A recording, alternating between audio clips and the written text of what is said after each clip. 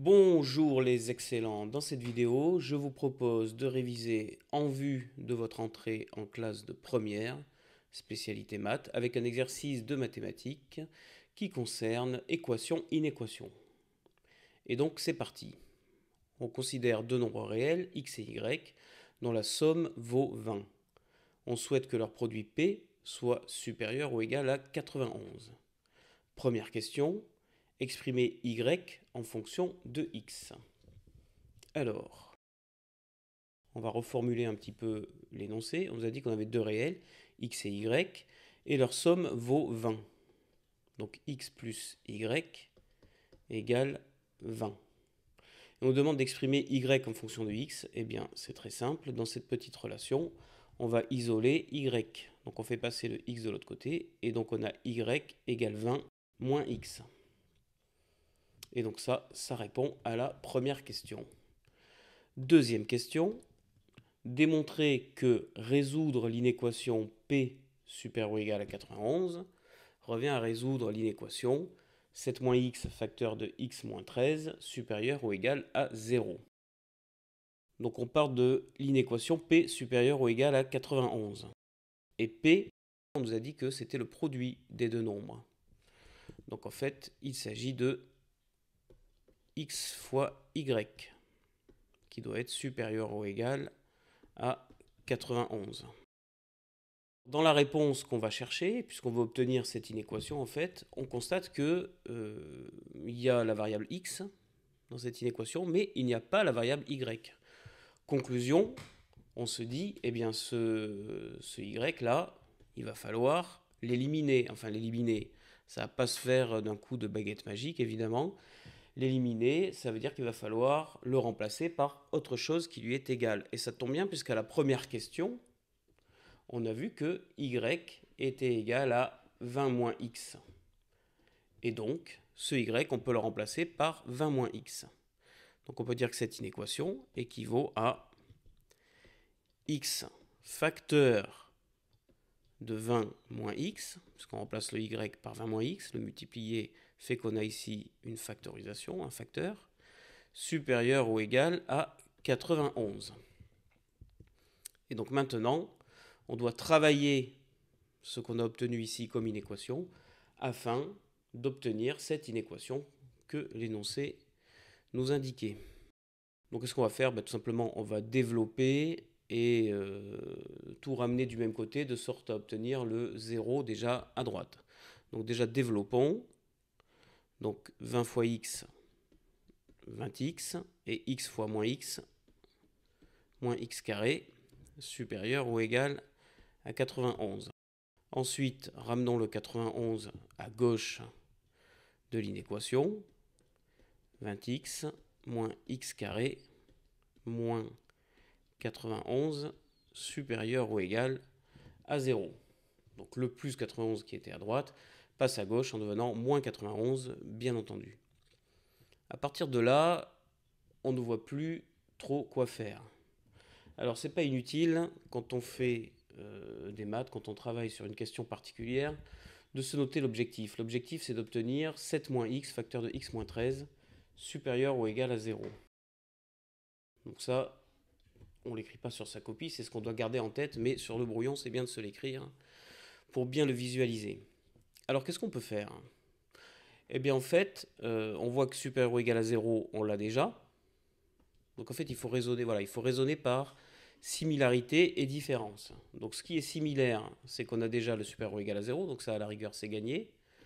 Par contre, l'expression à gauche est complètement différente. Ce qu'on a est complètement différent de ce qu'on voudrait obtenir.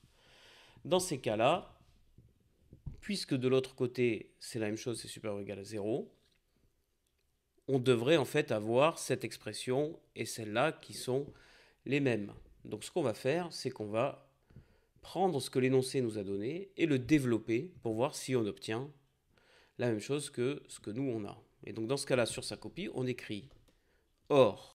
Et donc là, on repart de l'expression donnée dans l'énoncé qu'on va développer. Donc on développe le 7 avec le x avec le moins 13, donc ça fait 7 fois x, 7x, moins 7 fois 13. Ensuite, il y a moins x fois x, donc moins x carré, et moins x fois moins 13, donc plus 13x. Ce qui nous donne 7x plus 13x, ça va faire 20x, moins 7 fois 13, alors 7 fois 10, 70, 7 fois 3, 21, 70 plus 21, 91, moins x carré. Et donc là, on voit qu'on obtient exactement ce qu'on avait obtenu. Et donc, on va pouvoir dire que P supérieur ou égal à 91. Alors, ce n'est pas inutile de résumer voilà, ce qu'on avait fait précédemment. P supérieur ou égal à 91 équivaut à 20x moins x carré moins 91, qui équivaut à, puisqu'on a montré que ça, c'était la même chose que ça, cette inéquation équivaut à 7 moins x, facteur de x moins 13, supérieur ou égal à 0. Et donc, ceci répond à la question 2. On a bien démontré que P supérieur ou égal à 91 revient à résoudre, c'est-à-dire que cette équation équivaut à celle-ci, revient à résoudre 7 moins x facteur de x moins 13, supérieur ou égal à 0. Et donc, on peut passer à la question 3. Alors, la question 3, qu'est-ce qu'elle nous demande? Elle nous dit juste conclure. Alors, ça veut dire quoi, ça? Qu'est-ce qu'on va pouvoir conclure? Donc si on a perdu un peu de vue ce qu'on est en train de faire, c'est pas inutile à ce moment-là de relire un petit peu l'énoncé. Conclure, ça veut dire quoi? Nous, ce qu'on cherche, c'est quelles sont ces valeurs de x et de y qui répondent en fait au problème posé. Il faut résoudre cette inéquation. Donc on peut s'écrire que il s'agit de résoudre l'inéquation 7 moins x facteur de x moins 13 supérieur ou égal à 0. Et donc pour résoudre ce genre d'inéquation, c'est ce que vous avez étudié en classe de seconde, il faut faire un tableau de signes. Puisqu'ici on a une expression factorisée, on va étudier séparément le signe du premier facteur, le signe du second facteur, combiner grâce à la règle du signe d'un produit, puisque les deux sont en multiplication, et pouvoir conclure quand est-ce que cette expression est supérieure ou égale à 0.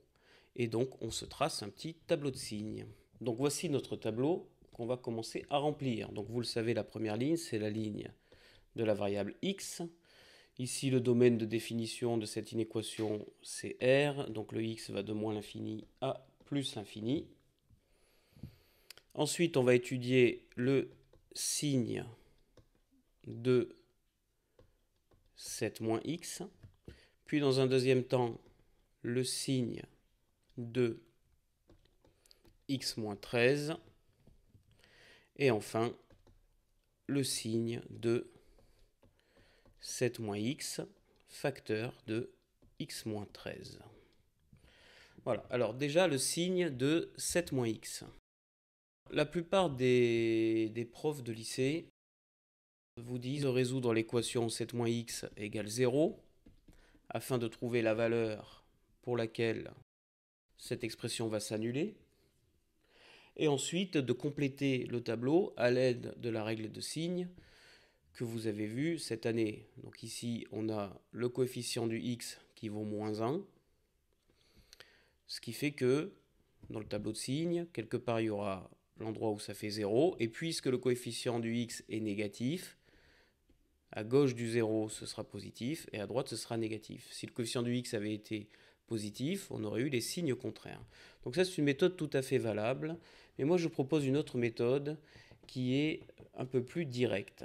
C'est-à-dire, on va, puisque ce qui nous intéresse, c'est le signe de 7 moins x, on va se dire, eh bien tiens, quand est-ce que ce 7 moins x, il est positif? Et donc on va résoudre cette mini-inéquation. Ça nous donne 7 strictement supérieur à x. Qu'est-ce qu'on a prouvé? On a prouvé que cette expression est positive lorsque x est inférieur à 7. Et donc du coup, ici x, il y a une valeur particulière qui est 7, pour laquelle il va se passer des trucs. L'expression 7 moins x est positive lorsque x est plus petit que 7. Donc ici, positif. Et donc réciproquement, de l'autre côté, ça va être négatif. Et quand x égale 7, évidemment, ça va être égal à 0. Donc soit l'une méthode, soit l'autre. Celle-ci est plus directe dans le sens où on n'a pas besoin de retenir la méthode, la règle avec le coefficient du x, est-ce qu'il est positif, est-ce qu'il est négatif, parce que je vois beaucoup d'élèves qui s'embrouillent avec cette règle. Et du coup, ils préfèrent ce calcul direct. Donc maintenant, on va étudier le signe de x-13. Avec la même méthode, on obtient x supérieur à 13. Donc l'expression est positive lorsque x est supérieur à 13. Donc on a la valeur 13 qui va jouer un rôle particulier. On a dit l'expression est positive lorsque x est supérieur à 13. Et donc réciproquement, lorsque x est inférieur à 13, donc partout ici, ça va être négatif. Et quand x égale 13, ça va être égal à 0. Alors comme on a rajouté ce trait vertical, on a introduit un nouveau compartiment, en particulier dans la première ligne. Donc le moins qui était là, on doit le répéter, évidemment, dans la nouvelle case qui s'est formée. Et donc maintenant, on en déduit le signe de l'expression complète avec la règle des signes. Donc, un nombre positif multiplié par un nombre négatif, ça donne un nombre négatif.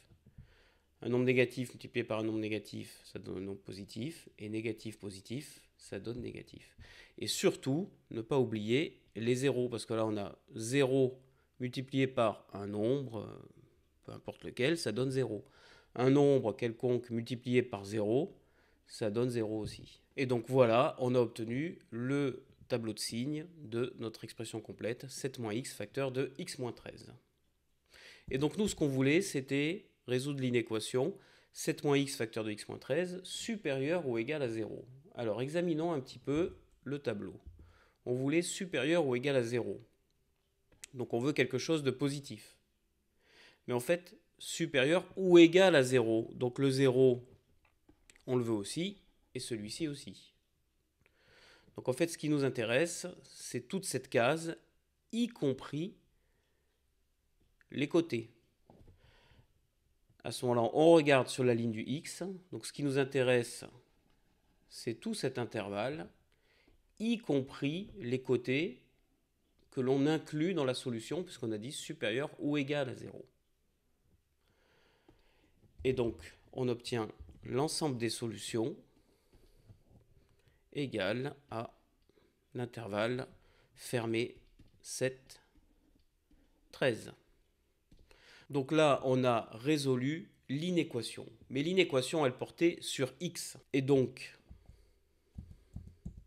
il ne faut pas oublier que nous, on cherchait un couple, en fait, de réels x et y.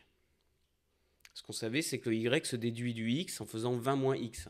Et le x, maintenant, on sait qu'il appartient à cet intervalle-là, 7, 13. Conclusion. L'ensemble des solutions au problème posé est l'ensemble des couples xy.